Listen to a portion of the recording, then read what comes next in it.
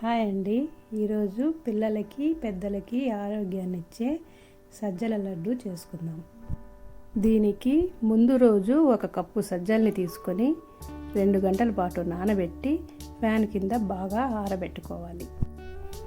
మరుసటి రోజు వీటిని ప్యాన్లో వేసి మధ్యలో కలుపుతూ కరకరలాడే వరకు వేయించుకోవాలి. వేగిన తర్వాత వీటిని ఒక గిన్నెలోకి మార్చుకోవాలి. ఆ తర్వాత అదే ప్యాన్లో ఒక 1/2 కప్పు శనగగింజలు తీసుకొని బాగా వేయించుకొని వాటిని కూడా ఒక ప్లేట్లోకి మార్చుకొని తర్వాత అదే కప్పుతో 1/4 కప్పు నువ్వులు తీసుకొని వాటిని కూడా దోరగా వేయించుకొని చల్లారనిచ్చుకోవాలి.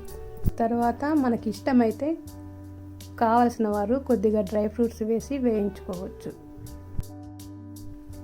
చల్లారిన సజ్జల్ని మిక్సీ జార్లోకి తీసుకొని పౌడర్ చేసుకోవాలి. తర్వాత ఇందులో పల్లీలు, నువ్వులు, డ్రై ఫ్రూట్స్ వేసి బాగా పొడి చేసుకోవాలి.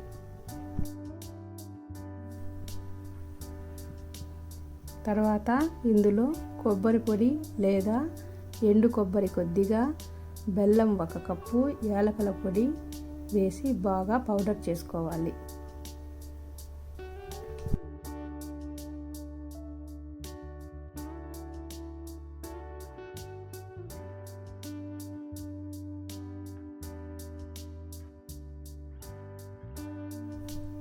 ఇప్పుడు ఆ పొడిని బాగా కలుపుకొని ఇందులో 2-3 టేబుల్ స్పూన్ల వరకు నెయ్యి వేసి లడ్డూలు చేసేసుకోవాలి.